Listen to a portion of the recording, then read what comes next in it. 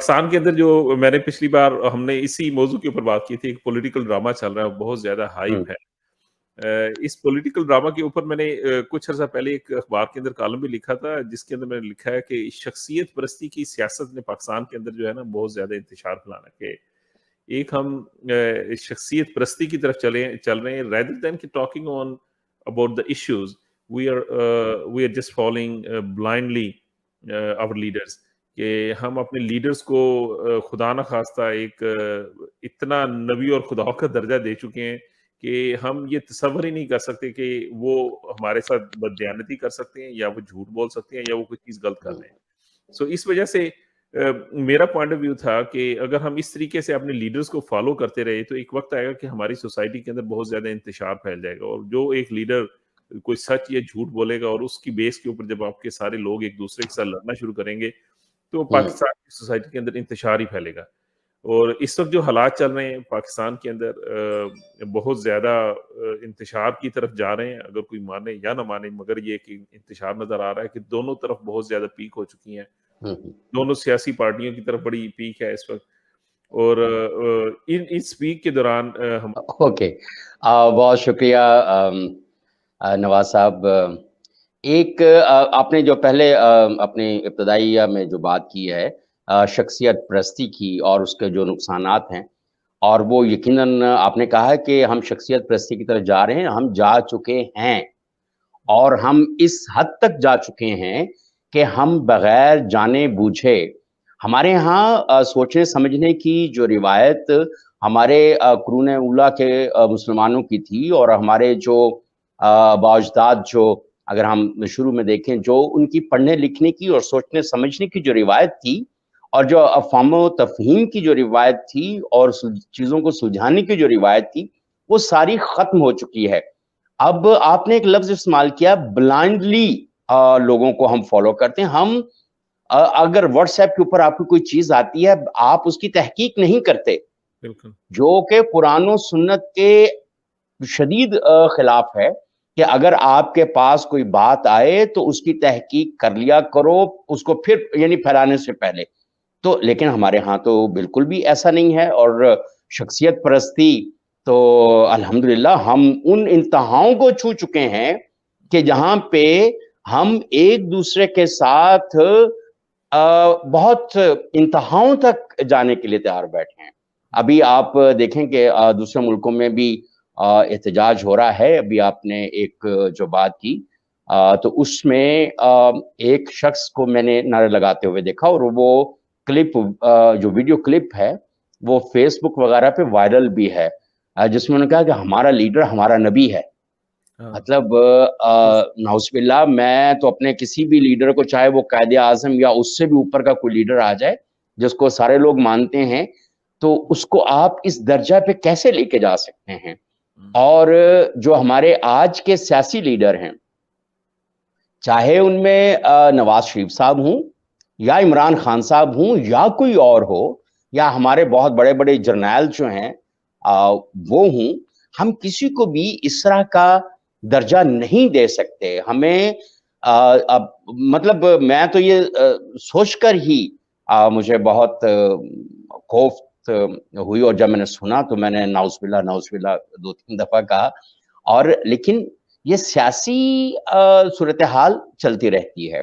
अब वापस आते हैं डीजी आईएसपीआर जो हैं इफ्तिखार बाबर इफ्तिखार साहब, उनकी चलिए उस ब्रीफिंग की तरफ वापस ले जाने से पहले आपसे फिर इसी के रिलेटेड एक और क्वेश्चन कर लूँ कि जी, जी। ये इंतशार और शख्सियत परस्ती को इस्तेमाल करते हुए इस वक़्त हमारी जो पाकिस्तान की जो दुश्मन फ़ोर्सेज़ हैं, वो ये तो नहीं कर हुँ। रही कि हमारे पाकिस्तान की आप क्योंकि इस पूरी मुहिम के दौरान आप देखेंगे, इस पूरी मुहिम के दौरान स्पेशली पाकिस्तान की अफ़वाज पाकिस्तान को बहुत ज़्यादा टारगेट किया गया है।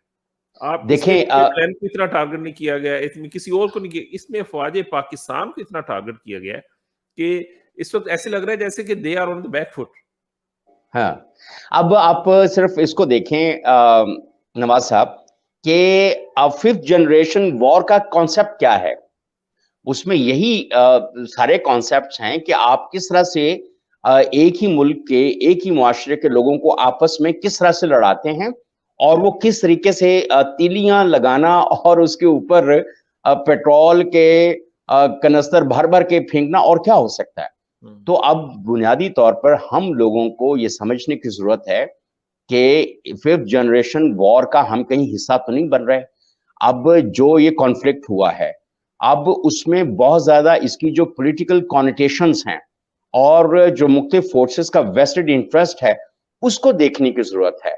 अब सारे लोग, ठीक है, इमरान खान साहब के साथ मैंने 92-3 में भी काम किया, जब वो शौकत खानम मेमोरियल हॉस्पिटल की फंड रेजिंग हो रही थी। आई वाज उस जमाने में I used to work with the News International, जो यहाँ का सबसे बड़ा प्रधानमंत्री कह लें कि बहुत बड़ा अखबार था और इसकी बड़ी सेहत थी, उनके साथ काम करने वालों की लोग सुनते थे। हमने तब सपोर्ट किया उनको। फिर जब पीटीआई की पार्टी बनी और इलेक्शंस आए पहले, उसके ऊपर हमने स्टंट छोड़ा करते थे, हर रोज स्ट्रिंगर मिसाइल छोड़ देते थे कोई ना कोई।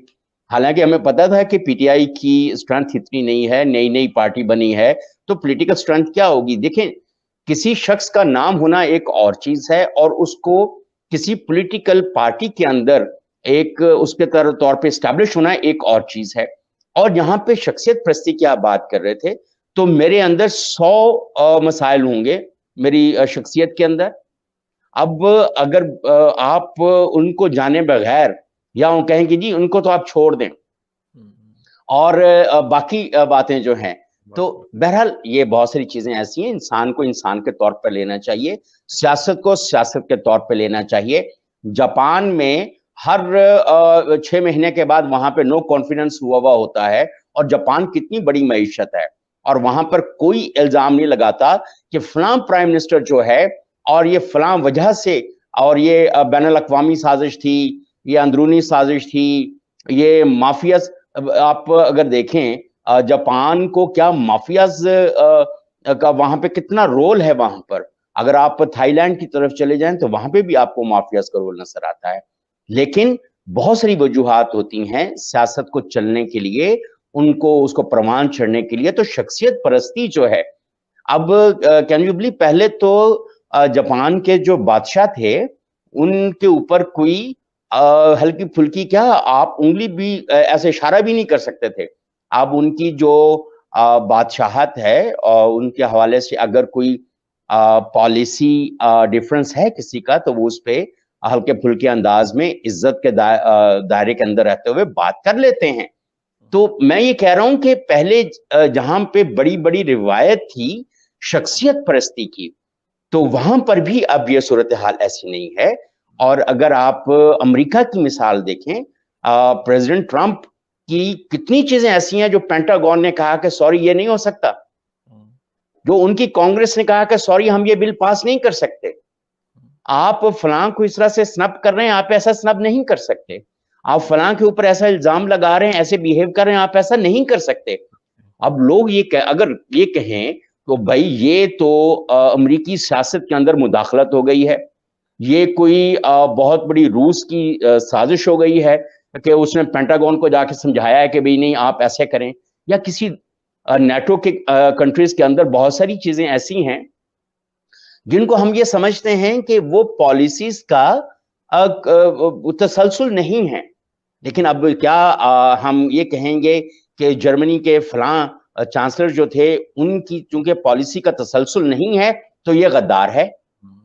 ये गद्दारी के सर्टिफिकेट्स पूरी दुनिया में तकसीम इतनी ज्यादा नहीं होते। मैं उस दिन कह रहा था इसी तरह एक इंटरव्यू में जहां पे हम बात कर रहे थे, मैंने कहा पाकिस्तान में इतने लोग मैट्रिक नहीं करते जितने गद्दारी के सर्टिफिकेट्स बांटे जाते हैं। और तो इस ये वक्त जो पोजीशन है इस वक्त, तो ये पोजीशन है कि सॉरी टू से कि पीटीआई के अलावा तमाम लोग हैं जो है, इवन के इंस्टीट्यूशन में कहूँगा कि कहा जा रहा है कि जैसे अदलिया अफवाज के जो लोग हैं, ये सब के सब लोग पीटीआई के अलावा जो है गद्दार हैं, इस किस्म का इंप्रेशन दिया जा रहा है।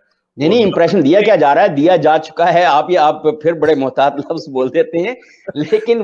लेकिन अब मुझे ये बताएं कि सिर्फ 100 कुछ लोग मुहिबे वतन हैं और बाकी सारे गद्दार हैं। इमरान खान के साथ जो है वो मुहिबे वतन है, जो उसके साथ नहीं है वो गद्दार है।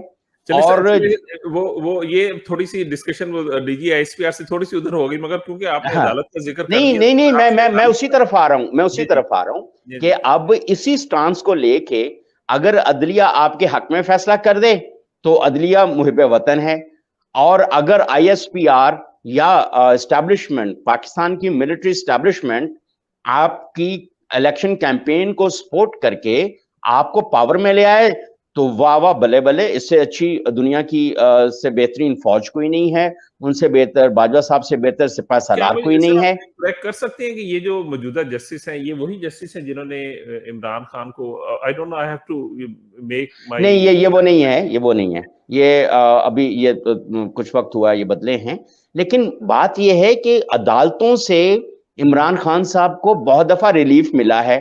फिर आप ये देख लें कितने सालों से इमरान पीटीआई के खिलाफ फॉरेन फंडिंग केस कितने सालों से चल रहा है, अभी तक उसका कोई डिसीजन नहीं होने पाता। कोई जैसे किसी तरफ को वो केस जाने लगता है, कोई ना कोई उसमें अंदर मसाइल पैदा हो जाते हैं। तो हम क्या ये कहें कि इलेक्शन कमीशन ऑफ पाकिस्तान और जो मुतलका इदारे हैं वो सारे के सारे गद्दार हैं, चूंकि वो पीटीआई के खिलाफ जो फॉरेन फंडिंग केस है उसको ये भी तो एक